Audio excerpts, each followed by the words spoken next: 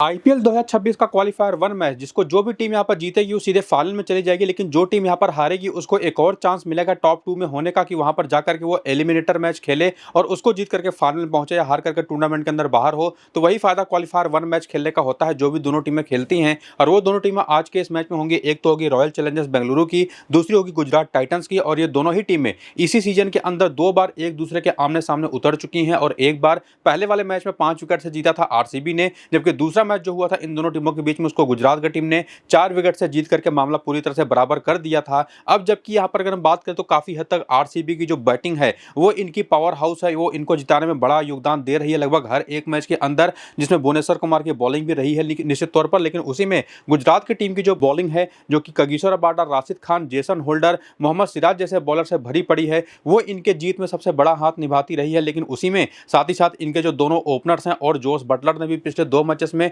जो back to back half century लगाई, उन लोगों ने भी बड़ा रोल प्ले करना शुरू कर दिया है। तो दोनों ही टीमें बेसिकली बहुत ही जबरदस्त तरीके की मजबूत टीमें दिखाई पड़ रही हैं। और आज जब ये दोनों टीमें उतरेंगी इस क्वालीफायर 1 मैच को खेलने के लिए 26 मई को शाम को 7:30 बजे से हिमाचल प्रदेश के धर्मशाला नाम के उस मैदान पर, जहां पर ऑलरेडी 3 मुकाबले खेले जा चुके हैं। और अगर मैं धर्मशाला मैदान की बात कर भी लूं तो एक तो ये हाई एल्टीट्यूड पे है, यानी कि समुद्र तल से इसकी ऊंचाई काफी ज्यादा है और उसकी वजह से जो गेंद होती है बल्ले पर लगने के बाद ट्रेवल बहुत तेजी से करती है बाउंड्रीज की तरफ, और बाउंड्रीज यहां पर वैसे भी छोटी होती हैं, तो चौके छक्के आपको यहां पर खूब लगते दिखाई पड़ते हैं। हालांकि आज के इस मैच के पहले जो वेदर फोरकास्ट है उसमें बारिश की भी संभावनाएं हैं जो कि बहुत ही मिनिमल है। और अगर बारिश हो या ना हो, आसमान पर बादल आते जाते रहेंगे, हाई एल्टीट्यूड पर यह मैदान पहले से है, तो अच्छा खासा यहां पर वेदर जो होगा वो ठंडा रहेगा। और इस ठंडे वेदर की वजह से पूरे मैच के दौरान आपको यहां पर तेज गेंदबाजों को हेल्प मिलती दिखाई पड़ेगी। और ना सिर्फ ये चीज आज के मैच में होती दिखाई पड़ेगी, इसके पहले के भी जो 3 और मैचेस हो चुके हैं उसमें भी हमने ये सेम चीज देखा है।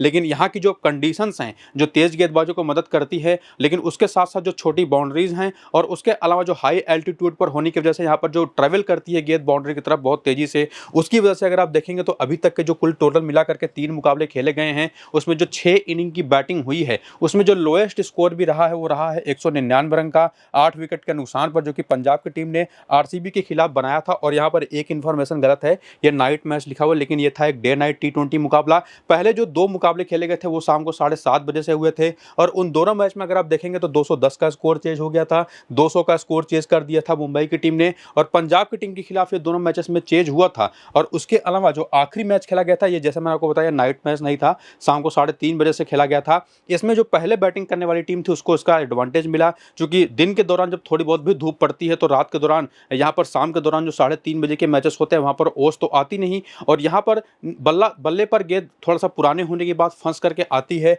और उसी का रिजल्ट निकला कि जो आरसीबी ने 222 का एक बड़ा स्कोर खड़ा कर दिया था, उसको चेज करने में पंजाब की टीम कामयाब नहीं हो पाई। हालांकि पावर प्ले में इनकी 3 विकेटें गिर गई थी 49 के स्कोर पर, उसके बावजूद ये टीम 199 के स्कोर तक पहुंची। यानी कि ओवरऑल जो कंक्लूजन बनता है कि बैटिंग फ्रेंडली कंडीशंस तो यहाँ पर होने ही वाली हैं। लेकिन जब बात आती है रात के मैचेस की, तो रात के मैचेस में सेकंड इनिंग में यहाँ पर ओस भी आती है, तो कोई भी टीम यहाँ पर जो टॉस जीतेगी वो पहले फील्डिंग करना ही प्रेफर करेगी, और काफी हद तक जो टीम यहाँ पर वो टॉस जीत करके फील्डिंग कर लेगी, ये जो ओस वाला फैक्टर है वो उसी को मैच जिताएगा। और जैसे कि आप देख रहे हैं दिल्ली जैसी टीम ने भी 210 के स्कोर के यहाँ पर चेज कर दिया था, तो वही आज भी होता दिखाई पड़ रहा है। तो काफी हद तक टॉस के ऊपर ये मैच डिपेंडेंट हैं, बारिश की भी संभावनाएं हैं, और बाकी जो बैटिंग कंडीशंस हैं वो तो आपको मैंने एक्सप्लेन यहाँ पर कर ही दिया। और अभी तक जो यहाँ पर 3 मैचेस खेले गए उसमें 2 बार बैटिंग सेकंड करने वाली टीमों ने जीते, दोनों मैचेस रात के थे, और एक बार जो पहले बैटिंग करने वाली टीम ने जीता वो शाम को 3:30 बजे वाला मैच था। लेकिन पिछले 10 मैचेस में जाएंगे तो 5 बार पहले बैटिंग करने वाली टीम, 5 बार बैटिंग सेकंड करने वाली टीमें भी मैचेस जीती हैं, और उन 10 मैचेस में 33 विकेटें केवल स्पिन को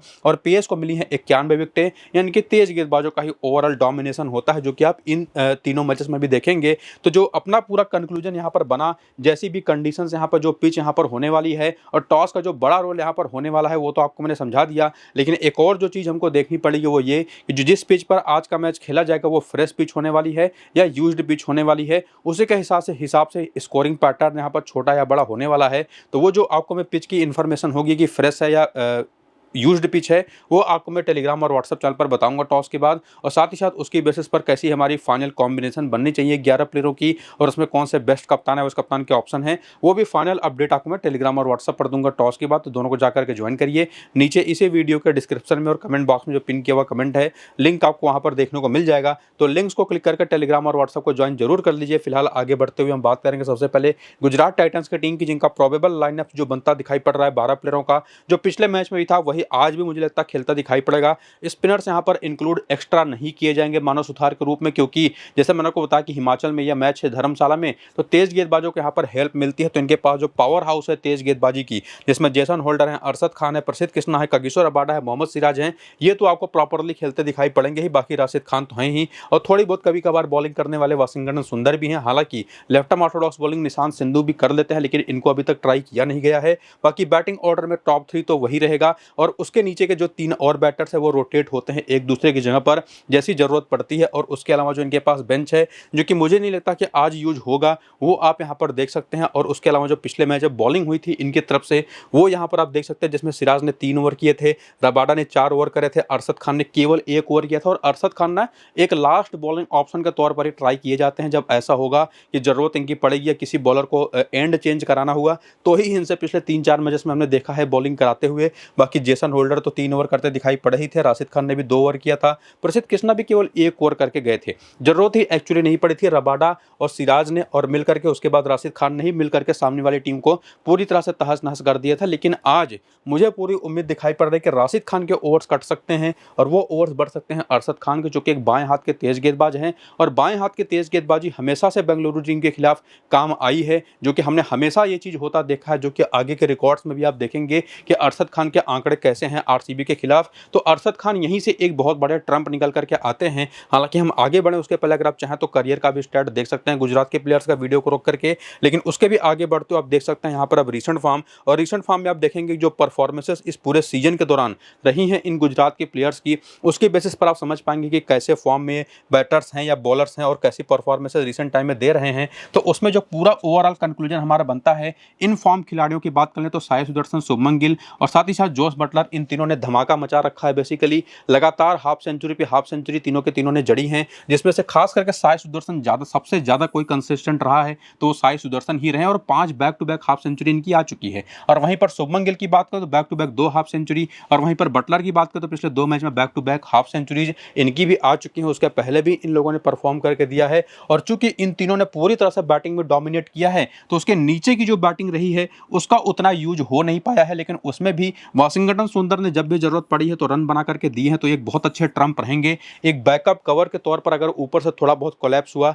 तो ये आकर के संभाल सकते हैं। बाकी तेवतिया भी है, निशांत सिंधु भी हैं, लेकिन स्मॉल लीग के पर्सपेक्टिव में तो हमारी टीम में नहीं आते। लेकिन अगर आप कई सारी मल्टीपल टीमें बना रहे हैं किसी एक ऐसे कॉन्टेस्ट में ज्वाइन करने के लिए जहां पर आप मल्टीपल टीमों के साथ फ्री में ज्वाइन करते हैं और अच्छा खासा रैंक आपको लाना है, तो निशांत सिंधु भी एक बहुत अच्छे ट्रम्प ऑप्शन हो सकते हैं। बाकी बॉलिंग की बात कर लें तो जेसन होल्डर पिछले 2 मैच से उतने अच्छे टच में एज ए बॉलर दिखाई नहीं पड़े हैं, लेकिन यहाँ की कंडीशन जहां तक मुझे लगता है वो इनको फेवर करने वाली है। और साथ ही साथ अगर आप बेंगलुरु की टीम को देखें ना, तो उनमें एक तो टीम डेविड है और एक है वेंकटेश अय्यर, वो ऊंचे कद के 2 खिलाड़ी हैं, लेकिन बाकी सारे जो हैं वो एवरेज कद के ही खिलाड़ी हैं। और उनको जो लंबे तेज गेंदबाज होते हैं जिनका हाई आर्म एक्शन भी होता है, पटकी हुई गेंदें उनको परेशान करती है, तो वहां पर काफी यूजफुल यहाँ पर हो जाते हैं जेसन होल्डर। इनको आप ट्राई कर सकते हैं। हालांकि फॉर्म उतना बेहतर है नहीं पिछले 2 मैच में, खास करके उसके पहले तो लगातार मल्टीपल विकेटें निकाल रहे थे। और इवन राशिद खान की बात करें तो पिछले मैच में 3 विकेट ये जरूर ले गए, लेकिन उसके पहले भी अगर आप इनका देखेंगे ना तो कंसिस्टेंसी का लेवल उतने ऊपर नहीं गया है। और एक्चुअली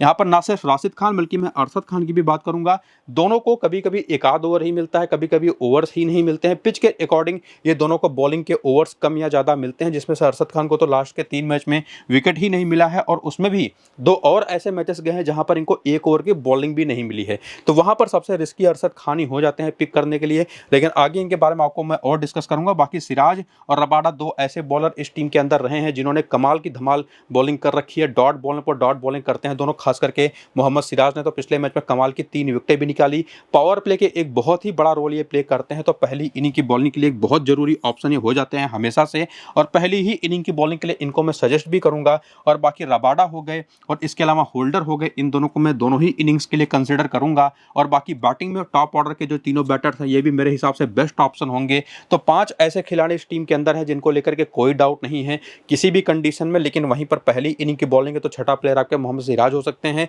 और अगर सेकंड इनिंग की बॉलिंग है तो वहां पर आप छठा प्लेयर ट्राई कर सकते हैं प्रसिद्ध कृष्णा को। लेकिन ये देखना पड़ेगा कि क्या ये प्लेइंग 11 में ही है या इंपैक्ट प्लेयर के तौर पर आ रहे हैं। इवन इंपैक्ट प्लेयर के तौर पर भी आते हैं तो भी इनको सेकंड इनिंग की बॉलिंग में आप प्रेफर कर सकते हैं, हालांकि मैं उतना प्रेफर नहीं कर पाऊंगा। और पहली ही इनिंग की बॉलिंग के लिए राशिद खान भी एक अच्छे ऑप्शन हो सकते हैं। सेकंड इनिंग में अगर ओस आएगी तो शायद इनसे उतना कंट्रोल आपको देखने को ना मिले, और अरशद खान तो एक ट्रम्प रहेंगे। तो बहुत सारे ऐसे ऑप्शन इस टीम के अंदर है जिनको रोटेट करके आप कई सारे मल्टीपल कॉम्बिनेशंस अपनी बना सकते हैं। लेकिन उसमें जो बेस होगा प्लेयरों का, उसमें कागिसो रबाडा, जेसन होल्डर और ऊपर के तीनों बैटर्स, यही पांचों मिलकर के अपना बेस बनाएंगे आपकी किसी भी फैंटेसी टीम का, जो कि आपके टीम का बेस बन करके आपको एक अच्छे खासा रैंक पर लेकर के जा पाएंगे बाकी सारे प्लेयरों के साथ मिलकर के, जिनको रोटेट करके अपनी एक अलग अलग कॉम्बिनेशन आप बना पाएंगे। बाकी हेड टू हेड के आंकड़े अगर आप देखें तो टॉप ऑर्डर के तीनों बैटर्स के आंकड़े बेंगलुरु के खिलाफ काफी अच्छे रहे, जिसमें सबसे कमजोर आंकड़े हैं सुमन गिल के। लेकिन उसके अलावा अगर आप देखें तो राहुल तिवारी, वाशिंगटन सुंदर ने भी ठीक ठाक काम किया है। होल्डर के 9 मैच में 14 विकेट हैं, राशिद खान के 18 मैच में 19 विकेट हैं। अरशद खान के आंकड़े देखिए बहुत जरूरी है, 3 मैच में 5 विकेट हैं और दोनों ही इनिंग्स में इनके नंबर्स काफी अच्छे रहे ओवरऑल। और बाकी सिराज के भी 3 मैच में 5 विकेट हैं, रबाडा के 10 मैच में 19 विकेट हैं। प्रसिद्ध कृष्णा के आंकड़े थोड़े से कमजोर हैं, और हालांकि बेंच पर से तो कोई खेलता दिखाई पड़ नहीं रहा, तो उसको देखने का कोई मतलब नहीं बनता। तो अरशद खान को लेकर के इसी वजह से मैं स्पेसिफिकली लगातार मेंशन कर रहा था कि क्यों ये जरूरी है। और बाकी वेन्यू के भी नंबर्स देखेंगे तो यहाँ पर तो अरशद खान नहीं खेले, और इवन ज्यादातर प्लेयर्स यहाँ पर नहीं खेले हैं। बटलर और गिल एक एक मैच खेले, गिल ने उसमें 28 रन की पारी खेली है, बटलर बिना खाता खोले आउट हुए थे। रबाडा के 4 मैच में केवल 2 विकेटें हैं, और बाकी और उसमें भी रबाडा के जो 4 मैच में 2 विकेटें हैं ना, वो दोनों सेकंड इनिंग के दौरान आई थी, पहली इनिंग में इनको विकेट नहीं मिला है। और उसके अलावा मोहम्मद सिराज को 2 मैच में यहाँ पर 4 विकेट, तो सिराज मुझे वैसे भी बहुत इंपॉर्टेंट यहाँ पर दिख रहे हैं ओवरऑल। इसके बाद आगे बढ़ते हुए अगर आप यहाँ पर प्लेयर बैटल के नंबर्स देखें तो देखिए, एक चीज तो आपको मैं बता चुका हूँ कि कौन से 5 बेस्ट ऑप्शन है, और उसके अलावा इनिंग की बेसिस पर किसको आप रोटेट करके अपनी टीम में प्रेफर कर सकते हैं, छठे प्लेयर के तौर पर भी, या किसी भी ऐसे प्लेयर के जहां पर जिसको आप मानते हैं कि आज वो फेल होगा, जिसमें खास करके एक साई सुदर्शन का नाम भी आता है, और इवन मैं बटलर को भी मान करके चलूंगा। तो ऊपर के जो तीनों टॉप ऑर्डर के बैटर्स हैं उनमें से एक एक को रोटेट करके आप उन प्लेयर्स को लेकर के जा सकते हैं जिनको मैंने ट्रम्प या डिफरेंशियल आपको बताया था। और बाकी प्लेयर बैटल अगर आप देखें तो ये जो पूरी की पूरी प्रॉपर गुजरात का टीम है, इसको आपको मैं हमेशा बताता हूँ स्पिन खेलने के मामले में बेस्ट टीम है, और वैसे भी यहाँ पर स्पिनर्स को हेल्प मिलने वाली है नहीं, तो स्पिनर्स को तो गेम से बाहर ही कर दीजिए। बेंगलुरु की तरफ से है कुणाल पांड्या जरूर एक ऐसे ऑप्शन है जिनको आप ट्राई कर सकते हैं, और कुणाल पांड्या ने एक्चुअली साई सुदर्शन को एक बार सस्ते में आउट किया भी हुआ है, तो वो वैसे भी गेम में आ जाते हैं अपनी बैटिंग की वजह से भी। और बाकी भुवनेश्वर कुमार हो गए, हेजलवुड हो गए, रोमारियो सेफर्ड हो गए। हेजलवुड और भुवनेश्वर कुमार खास करके इन दोनों का इंपैक्ट आपको दिखाई पड़ेगा, और बाएं हाथ की तेज गेंदबाजी भी काम में आती तो है गुजरात के खिलाफ, लेकिन वो सामने की टीम में कोई ऑप्शन फिलहाल दिखाई पड़ नहीं रहा। तो वही सारे नाम आप देखेंगे कि जोश हेजलवुड और भुवनेश्वर कुमार, और कहीं कहीं पर रसिक डार जो कि अपनी अच्छी खासी नकल बॉलें कर देते हैं। हालांकि उनका नाम अगर आप प्लेयर बैटल में देखेंगे तो देखने को नहीं मिलेगा,